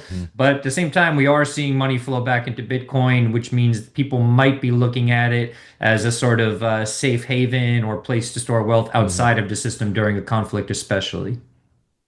Yeah, I'm so glad you brought that up, because that was going to be my next question. Because as we know, Bitcoin, and as you mentioned correctly, trades 24/7. And oftentimes we'll see these big events happen over the weekend. And then Bitcoin's the thing that's trading right there. The traditional stock market isn't. So you usually see Bitcoin fluctuate in the meantime. So, but it's an interesting situation, right? Because we saw it was at 63, 64 yesterday. And then this morning, as you rightly mentioned, it went up like 5K. So my question to you is, do you think it's that is this really the turning point where people start thinking of Bitcoin as a hedge, as a gold, as a silver type?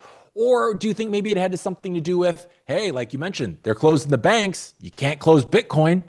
Like, I don't know. Do you think this is just, was it maybe both of those, one of those, or was it just, I don't know, Bitcoin always does the unpredictable. And maybe that's what it was. Yeah, it's a good question. I don't really know the answer. What I think about is if we are headed towards war, that usually means a lot of money will need to be printed to finance those wars. So it might be Bitcoin smelling out this idea that, okay, there's a lot more liquidity about to hit the scene, and people are saying, well, let me front run that. That's just thinking about it from a financial lens. When we think about it through more of maybe a human lens, I think, I don't know, well, it's partially financial as well, but there is something to be said about, again, people realizing these access that I have over here via this market, and it's not just the market in the UAE, it's the stock market here in the United States, it's any public market. Those assets are not Bitcoin. You cannot download, you cannot keep those assets, and they're not bearer assets. You don't hold those assets. I mean, unless you've gone and got the stock certificate for the stock you bought, which I would say like less than a fraction of 1% of people actually do. So there's these moments of when your access to your money, to your investments is taken away. They're a really good reminder for what Bitcoin is, why it exists, and why it's different. So I think that that's a piece of the equation here. I mean, to see Bitcoin's a 1.2, $1.3 trillion asset. When we see moves of 7-8% in a day, there's something happening globally where people are saying, I now see a value in this thing that maybe I was sleeping on a little bit. Or the people who already see that value are saying, you know what, I need to move more of my wealth or my money into this thing because I don't really trust the traditional system right now.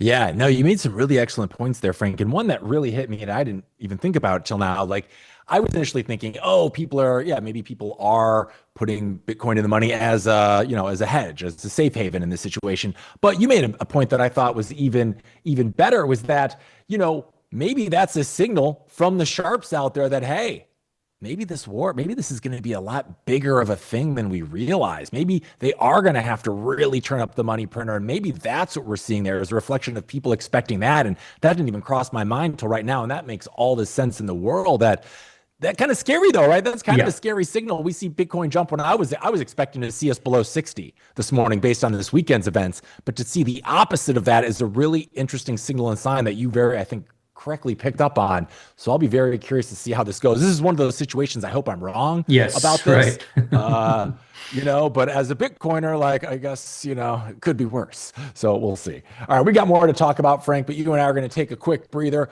When we're back, Frank and I are going to be breaking down more of this morning's top stories, including what's going on with Instagram. So stay tuned. Frank and I'll be back with more right after this.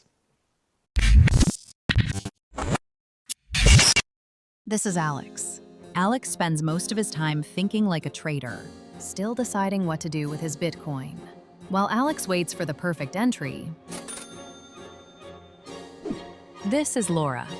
She's watching the S&P drop. Everyone is suddenly a macro expert. She doesn't panic. This is Tom. No screens, no noise, no stress. While Tom focuses on his swing, his Bitcoin focuses on compounding. Because Bitcoiners don't want more dollars. They want more Bitcoin. I want more Bitcoin. The best move is letting your Bitcoin work while you plan the next one. Grow by Roxom. One currency, one place.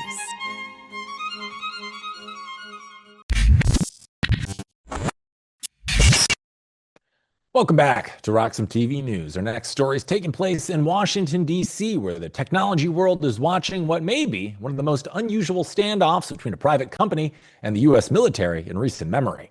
Anthropic, the AI company behind the generative AI model Claude, has publicly rejected a Pentagon ultimatum that would have required it to allow unrestricted military use of its technology, including lifting safeguards designed to prevent Claude from being used for mass domestic surveillance or powering fully autonomous weapon systems. CEO Dario Amodei made the company's position clear in a blog post Thursday night, writing that despite threats from the Pentagon, these threats do not change our position. we cannot in good conscience accede to their request.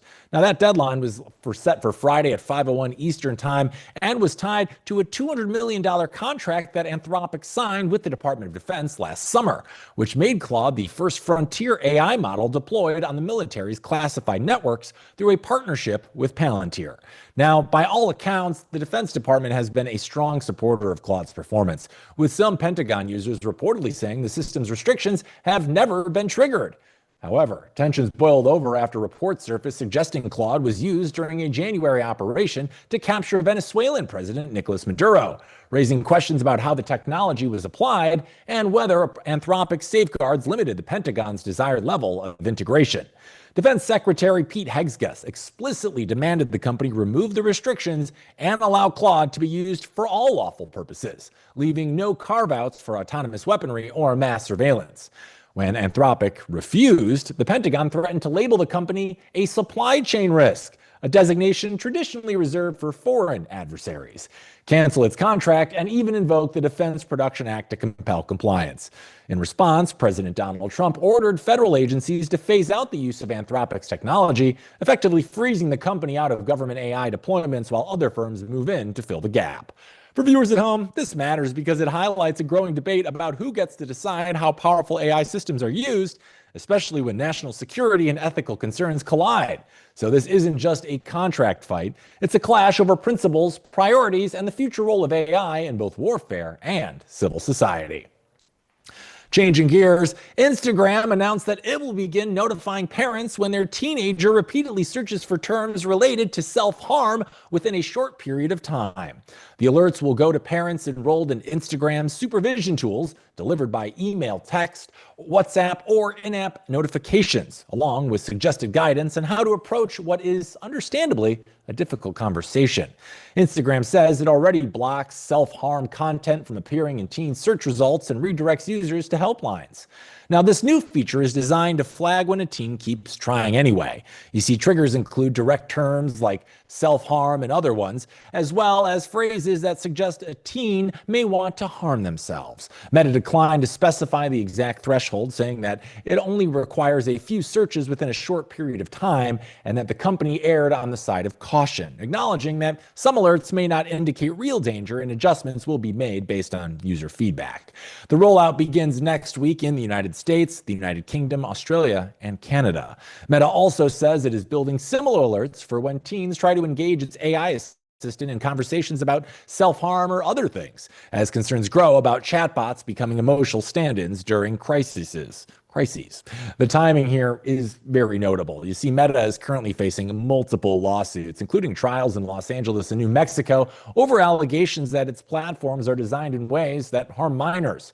CEO Mark Zuckerberg testified recently, and internal research revealed during proceedings showed that parental supervision tools had limited impact on compulsive teen usage.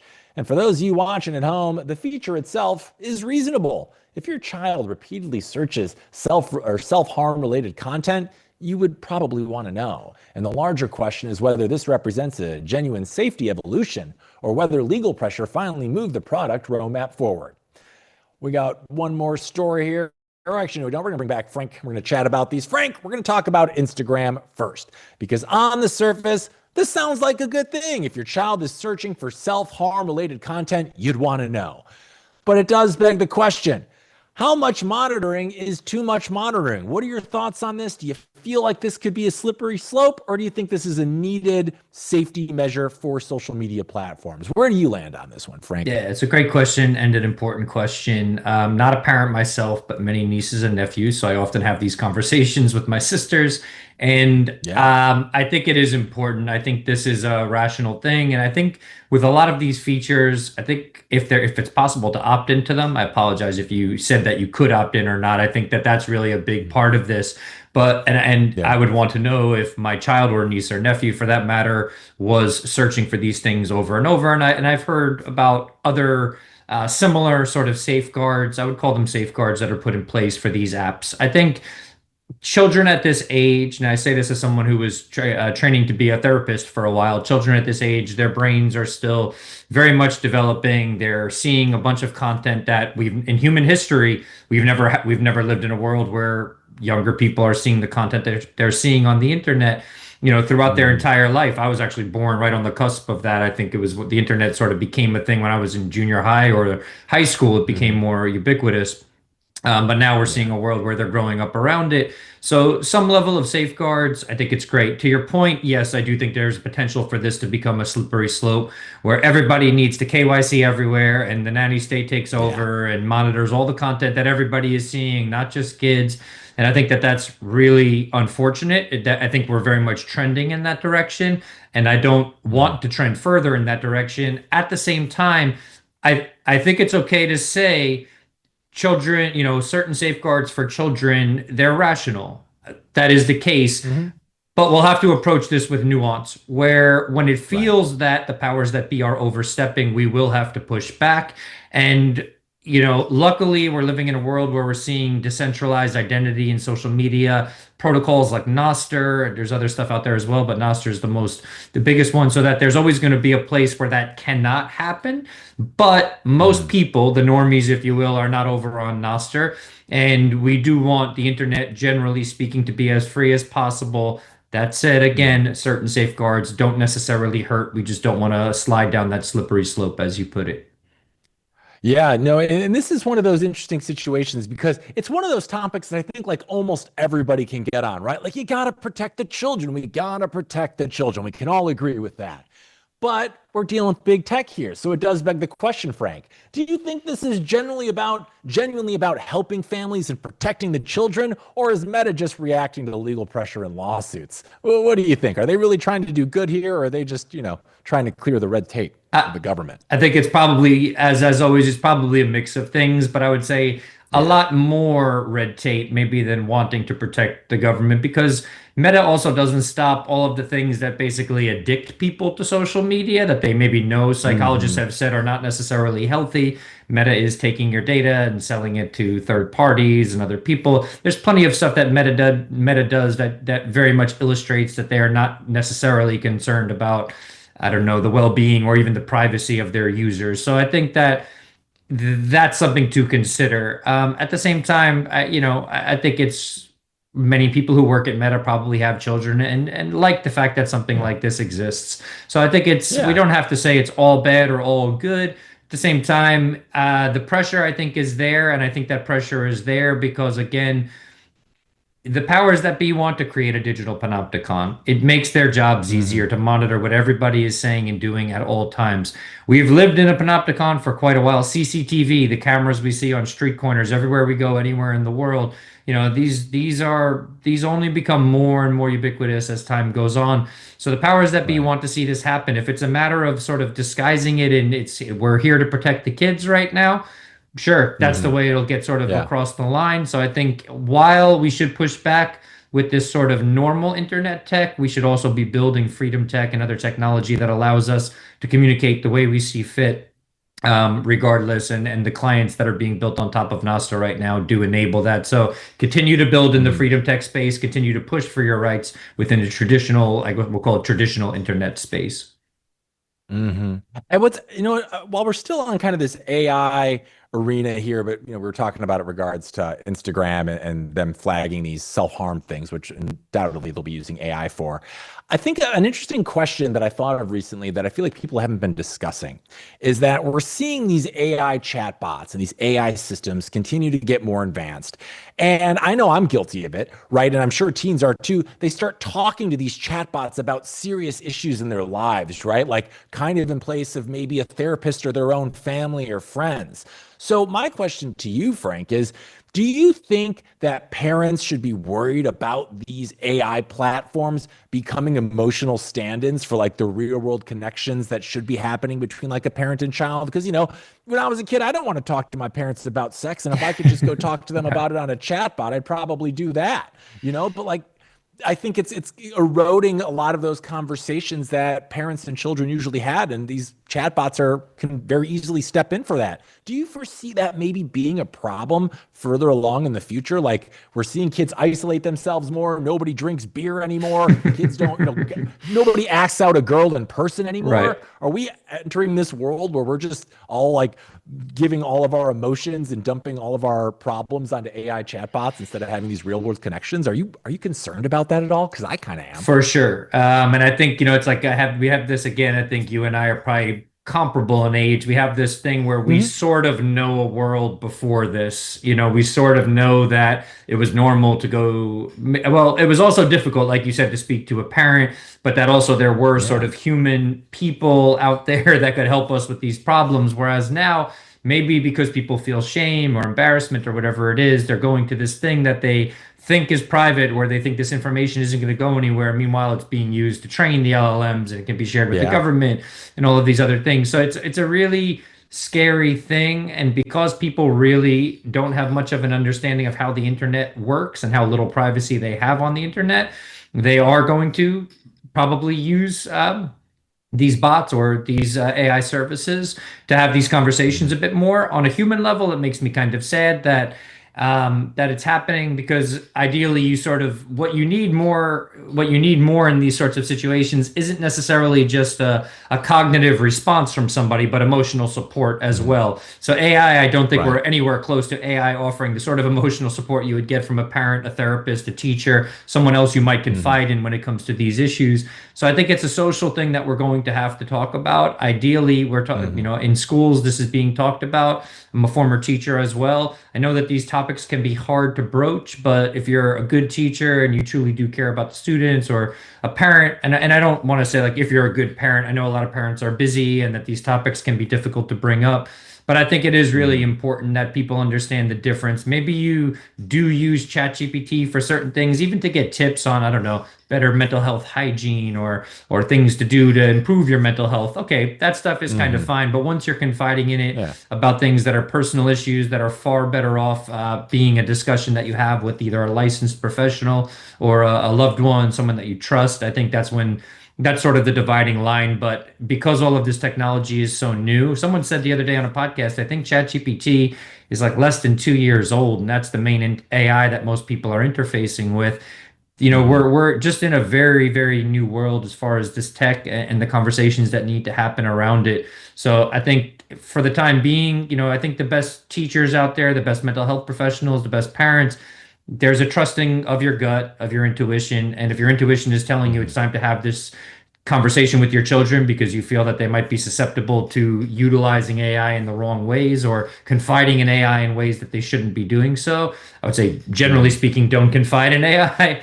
It's time for those conversations to be had for sure, because we're past the point of like, what is this technology going to look like? We know what it looks like. We know how it's capturing information, and you have to be very careful about the information you're giving it and what you expect back from it.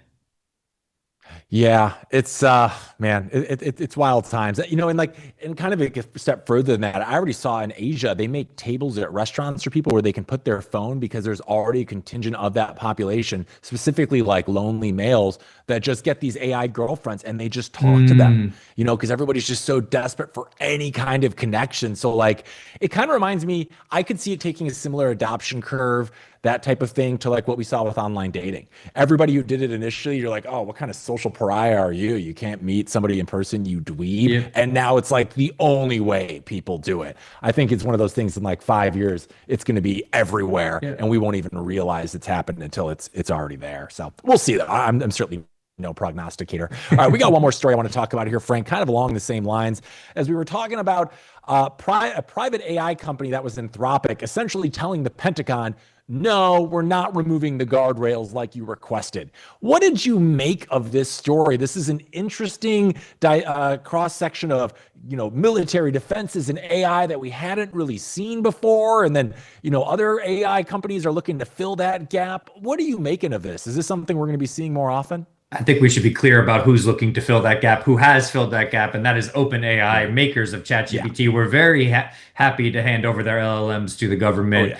So I think that's worth noting, and I want to give a massive shout out to Anthropic, because I know I've been my previous job was reporting at the White House. I know what it's like to sit in the presence of very powerful people, to have them ask you certain things or ask certain things of you, and it's not easy to say no in those situations. So with what Anthropic did, it's truly commendable that they were just like, look, you don't have a right to this. I don't think they said it explicitly, but I got the sense that they were like, we don't really trust you with this, especially when it comes to surveillance of everyday Americans. The way it could be put to use with autonomous weapons, like it's just petrifying. Yeah, there was, Sam Altman, the same guy who's asking you to scan your eyeballs for his crypto project, was happy to play ball. Really, really depressing, and it's a shame. But it's not easy to play the role that Anthropic played in this situation. Also knowing that there was going to be this backlash. Also, that backlash should not exist. You talked about it, or at least alluded to it, saying that I think the sort of actions that were taken against Anthropic usually are not taken in this scenario. You wouldn't go and say, oh, Anthropic is there's some issue with the supply chain and Anthropic. Like, it just seemed like a very far-fetched reason why they would sort of penalize Anthropic in some way. So I think it was really kind of a shame to see this in the United States. If you have a private company and you have privately developed these LLM models, you do not need to hand them over to anyone. I'm not saying that we should completely trust Anthropic and that they're inherently the good guys because they didn't hand this stuff over. That's not necessarily the case either. This is still a centralized system. They're still collecting data. But I do give them credit because I think that there needs to be some level of like, look, we don't owe you this. We know you're the Pentagon. We're proud Americans. We want America to be protected, but we do feel that there's a potential that what we've created could be abused. And they have every right legally to say that as American citizens, as a company that operates in America. And I'm glad to see that they exercise that right, because I think people need to see an example of that. The government does not just have a right to say, hey, this thing is really great. You owe it to us. Now hand it over. Sam Altman was happy to do that, but it looks like the team at Anthropic has a bit more spine, if you will. Yeah, no, the Trump administration plays bully ball just about as well as anybody, and it is nice to see someone kind of stand up to the bully on the playground for this one and just say no. But like you said, Sam Altman was more than happy to step in for that one. And then this situation I find particularly interesting, Frank, because the Pentagon seems to have this argument that in matters of national security, you can't have policy constraints slowing things down. Very typical of the Trump administration. He wants to operate everything like a business. But Anthropic is saying some lines, specifically when it comes to AI, should not be crossed, even for defense. So my question for you, Frank, and we'll wrap up on this one. Where do you think that balance realistically lands in the long run going forward? Because we're figuring out how to walk this line. I don't think anybody knows for sure yet. What are your thoughts? First thing that came to mind when I thought about this scenario is, why is the Pentagon asking Anthropic for this? Why haven't they developed it, given the amount of funding that institution receives? Great question. Right? Pentagon has failed its last 8 audits or something like that. They've been given just trillions of dollars that have just sort of disappeared into thin air. Why wasn't some amount of that, taxpayer funded, money printer funded, used to develop similar LLMs? I have to believe there are very, very intelligent people at the Pentagon that maybe it's not as advanced as Anthropic, where their primary objective is to make the best LLM or LLMs possible. My first thought again is just like, why is it a funding issue? Could you not have created these things yourself? And then maybe I don't understand the full dynamics. Maybe they're scared that these LLMs might fall into someone else's hands and they want to have them as well. Okay, in that sense, I can listen to the argument, but that's not what I heard in the discussions, or at least that's not what I read. That's not what was reported. But yeah, my first thought is just simply why not just make something like this? Why not just make it, proprietary, something that you've made on your own? Why do you feel like that this company has to hand over what they've created? And I think to your point, a lot of things, whether it's like WMDs under Bush, there's a lot of things where the government sort of creates a scenario that says we need to do this, or you need to do this because it's a matter of national security. But we've seen time and time again that that's not necessarily always the case. I'm not saying it's sometimes it is maybe the case, but it doesn't necessarily mean that Anthropic has to hand over what they've done because the government hasn't done a good enough job developing maybe what they should have been developing. It's not like AI is a new thing or LLMs are a new thing. It seems like someone could have been working on this at the Pentagon, and given that it doesn't seem that they were, doesn't mean Anthropic has to fill that gap. I mean, that's a great point, right? Like we've seen Trump brand everything else you possibly can. Trump the game. I think there was Trump shoes, Trump casinos, Trump steaks. Trump.ai seems like the most natural next evolution of that. I'm sure the MAGA crowd would be thrilled. You have Trump yelling at you stuff as an AI LLM. Boy, if he doesn't start it, I might have to soon, because that sounds wild. It sounds fun. And you know what else is fun, Frank? Having you on the show, my man. You're always doing God's work out there, reporting on the stories that really hit home and change and affect people's lives. So before we let you go today, where can our audience go to check out what you're reporting on currently? We'd love to know. Much appreciated. Always a pleasure to be here. It's an honor to be here. You can check out my Substack, frankcorva.substack.com. And also tomorrow via New Renaissance Capital. If you Google New Renaissance Capital with Frank Corva, there's a YouTube site. We're on all the major podcast platforms, except we're having some technical difficulties with Apple right now. But go check it out on Fountain or Spotify. I'll be releasing an episode with a gentleman who is heading back to Venezuela, his home country, to help the country en masse adopt Bitcoin mining as a means to rehabilitate Venezuela's power grid. Super, super, super exciting stuff. We'll be dropping that tomorrow at 10 a.m. So New Renaissance Capital, please check it out. As always, I appreciate the minute to show there, Hank. Sincerely appreciated. And as always, again, it's a pleasure to be here with you. Oh, the pleasure is ours. So everybody make sure to check out Frank's work. You won't regret it. And I saw I think you did an appearance recently on Robin Sayers' podcast, I think. I saw some of it. Yeah, Robin is a buddy. I think I was Robin's great. Good guy. I think he's been on the show here. We always get into a deep conversation. Whenever we leave off, we end up doing like a 90 minute to 2 hour rip. And we always feel like, man, we got a lot more to talk about. So yeah, always a pleasure being on his show. Yeah, if you're interested in my ramblings at length, please go check out that episode. And Robin rocks. So shout out to Robin. Yeah, I was on with him the other day, but yours is much better. Robin and I ended up talking about aliens, I think, for like 30 minutes. Nice. So, if that's what you're into, check it out. Love it. But check out Frank's. This is much more informative than mine. But Frank, thank you so much, my man. Always a pleasure. Can't wait to have you again real soon, and enjoy the start to your week, my friend. Appreciate it, my friend. I think I'll see you on Wednesday. Cheers. You got it, buddy. See you then. Thanks, Frank.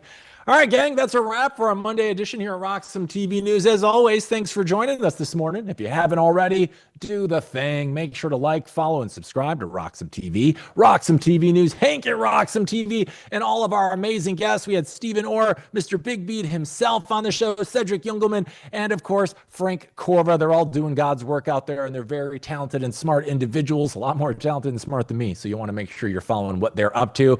But if, hey, you're still here for more of this, I'll be back tomorrow, Tuesday, 8 a.m. PST, same time Tuesday through Friday, the rest of the week, right here at Roxom TV. So everybody, thank you so much for tuning in, and I'll see you boys and girls for more top news stories tomorrow.